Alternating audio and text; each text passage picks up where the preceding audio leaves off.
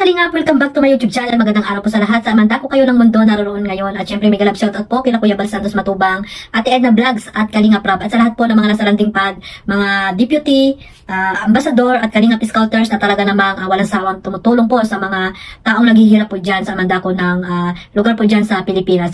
At syempre, mega love shoutout po sa mga OFW na lagi na andyan po na nakasuporta po sa Team Kalingap. Ayan, mag-ingat po kayo mga Kalingap kung saan manda ko kayo ng mundo naroon ngayon. At syempre, mega love shoutout din po sa buong Karipa, yung mga legit na reactor, mga Kalingap. Ayan, mega love shoutout po, mag-iingat po kayo. At ayun nga guys, no, panibagong reaction video po tayo ngayon mga Kalingap. At ito po ay talaga namang may init na mga issue dito sa Kalingap at wala talaga humpay yung mga basher po mga Kalingap, no. At yun nga po, sabi ko nga po ay lahat po ng mga love team ay may mga toxic po na mga viewers mga Kalingap. At doon pa talaga sa mga GC nila, no, umaariba mga Kalingap. Kung talagang totoo po kayong solid supporters ng Kalingap, lalo na po sa mga love team, no, na binuo ni Kalingap Rab, ay hindi po kayo sana ganyan, no, na pati mga Kalingap Angels, sila Carla, Beyonce ay pinagkukumpara nyo mga Kalingap. At ayun nga, di ba, alam nyo naman na itong dalawa ay magkaibigan, di ba? Close po yan sila nung pumunta po sila ng Palawan, hindi mo nakikita na talagang ang touring ni Carla dito kay Beyonce ay kapatid na, di ba mga Kalingap? Meron pala silang binuong pangalan, di ba? Tawag dito, ang pangalan yun? Carsi, di ba mga Kalingap, yung binuo nilang pangalan. Pero kayo naman, wala kayong ginawa, kundi ipagkumpara sila mga Kalingap at itong mga, yung live ni Kalingap Jomar, wala naman siyang binanggit doon na pangalan ni Beyonce para sabihin nyo na kinukumpara ni Jomar si Carla dito kay Beyonce. Di ba wala naman pong gano'n na issue na ni-live si Kalingap Jomar. Kaya wag po kayong ganyan, gumagawa kayo ng issue na mali-mali naman po, mali-mali naman yung information nyo para lamang may mapag-usapan kayo dyan sa inyong group chat, di ba mga Kalingap? Wag po kayong ganyan dahil lahat po ng mga love team na binuo ni Kalingap Rab ay mayroon talaga mga toxic, no? Wag po kayo magpipinpoint ng halimbawa yung Jomcar Fanatics ay talagang naninira, no, mapanira sa kabilang love team, di ba? O ano ngayon diyan, o di ba mga Kalingap, di ba? Exay supporters din, di ba mga Kalingap? Ayan din, o. Pare-pareho lang kayo mga Kalingap na talagang naninira lamang kayo. Hindi natin alam kung talagang totoo kayong supporters ng Kalingap, di ba? Dahil kung totoo po kayo na supporters ng Kalingap, hindi po kayo ganyan, hindi po kayo maninira, no, ng mga Kalingap Angels, no? Dapat lahat po ng mga programa ni Kalingap Rab, dahil nasa iisang lang tayo sa iisang tawag dito, community lang po tayo, nasa Kalingap lang po tayo, Team Kalingap. Dapat po tayo nagkakaisa, hindi po tayo nagsisiraan. Lalo na po sa mga Kalingap Angels, di ba? Dahil parang mga anak na natin yan, mga Kalingap, no? Mga anak na natin yan na dapat nating suportahan, maging po tayo, maging huwaran po nila. Bilang isang mga ate, di ba mga Kalingap, tita, di ba? Dapat tayo yung isa sa mga inspirasyon, di ba mga Kalingap, no? Hindi yung nababasa nila na tayo pa yung mapanira sa kanila. Tayo pa yung hindi maganda yung mga natin sinasabi natin sa mga Kalingap Angels, no? At ang sinasabi ko nga mga Kalingap, dapat po hindi tayo nagkukumpara ng mga Kalingap Angels kasi po sila po ay mayroong kanya-kanyang mga katangian po yan mga Kalingap, no?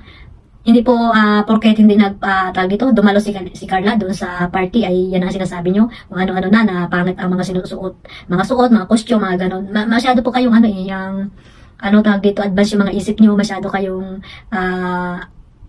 masyado kayong negative, no, yung mga comment nyo mga Kalingap, yung mga nasa isip nyo masyadong negative mga Kalingap, no. Hindi na lang po tayo maging suportahan natin si Carla, si Beyonce, si Joy, lahat ng mga Kalingap Angels, dapat suportahan na lang po natin mga Kalingap. Maging masaya tayo kung ano po yung mga nakatamo nilang blessing ngayon mga Kalingap. Kung hindi man nakapunta sana si Carla, sana po ay ipag-pray na natin siya kasi po nagkasakit po siya mga Kalingap, dahil sino ba naman tayo para manghina din, di ba? Hindi natin alam yan sa kung anong oras dumating yung ating pagkakasakit, di ba mga Kalingap? Sana kung ano yung natin, narinig natin sa isang tao or kanino pa man dyan, ay paniwalaan po natin kung totoo naman po yun na nagkasakit nga si Carla. Sana po isuportahan na lang po natin, no? Mga Kalingap, hindi po yung kung ano-ano pa yung sasabihin nyo na ganito, di ba? Pangit po yan mga Kalingap kasi po tayo dapat yung nasa loob po tayo ng Kalingap, nasa isang community po tayo, dapat po ang Kalingap po yung Team Kalingap po or nasa yung community po natin, dapat po po yan, masaya lang po, no, walang mga negative na mga komento. Dapat po dyan yung mga nagko-comment yan, mga hindi supporters, hindi po talagang sumusuporta sa isang love team. Dapat po hindi sa kabilang po sila, mga anti-Kalingap po yan, yung mga ganyang tao. Pero hindi po nandiyan po kayo sa group chat ng ng sinusuportahan yung love team. So ibig sabihin, nakasupport po kayo dyan, di ba? Sa love team na sinusuportahan nyo, nasa Kalingap po kayo, di ba mga Kalingap? Pero ano po yung ginagawa nyo? Puro kayo pambabas dito kay Carla, na wala namang ginagawa sa inyo. Pinapagkumpara nyo si Carla at Beyonce na hindi naman dapat, di ba mga Kalingap? Dahil hindi po yan hindi po yan, wala po silang dapat ipagkumpara sa bawat isa. Dahil sabi ko nga, may kanya-kanya silang katangian, di ba mga kalingap?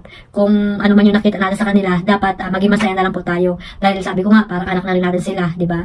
Dapat kung ano man yung programa ni Kalingap Rab, suportahan na lang po mga kalingap para masaya po ang ating community, ang Team Kalingap. So ayun lang guys, no? Sana po ay magkaisa po tayo mga kalingap. Yung mga issue about dito kay Jomcar ay kalimutan na po yun mga kalingap, no? Move forward na po tayo. Ayan, abangan natin yung pagpunta nila ng Thailand, di ba? At yung iba pa mga episode na i-upload ni Kalingap Rab, ay lang po natin, i-marathon natin mga kalingap para mas marami pang million views na matamo po dito ang Jomcar, no mga kalingap.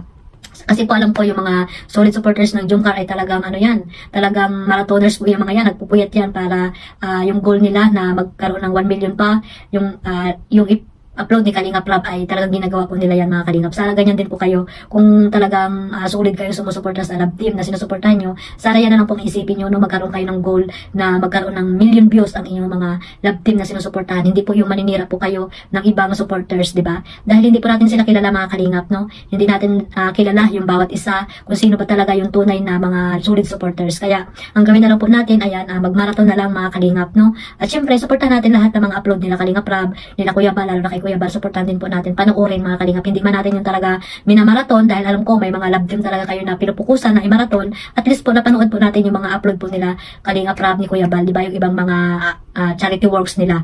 So ayun lang guys, no, ayun lang po yung masasabi ko. Sana iwasan po natin yung pagkukumpara dito sa mga Kalingap Angels, lalo na yung mga nasa love team, no mga kalingap. Supportahan na lang po natin sila para po tahimik po mga kalingap. Ayan, spread love po at malapit na ang Pasko mga kalingap. Ayan, sana magkaisa po tayo, no, kasi nasa isang community po tayo. Sana po ay magmahalan tayo. Ayan, iwasan po yung pagiging negative, no. Pangit po yan mga kalingap, pangit yan na lagi tayong negative yung iniisip natin sa kapwa natin. So ayan guys, one family, one kalingap, at sana supportahan lang po tayo. Maraming salamat po sa walang sawang suporta nyo. Suportahan nyo po sa aking YouTube channel Kalingap Maymay, no. Sa hindi pa po nakasubscribe dyan, ayan, pasubscribe na po and click the notification bell para po updated po kayo sa aking mga reaction video po na ina-upload. At syempre maraming salamat po sa walang sawang suportahin niyo po sa aking mga live, ayan, sa aking mga vlog na ina-upload mga kalingap. At syempre huwag niyo pong kalimutan suportahan yung mga charity vlogger po dyan sa Pilipinas mga kalingap, sa mga kalingap charity vlogger. Ayan, suportahan niyo po sila, yung mga nasa landing pad, mga ambassador, deputy. Kailangan din po nila ng ng views kasi po para mas marami pa silang maayudahan, di ba?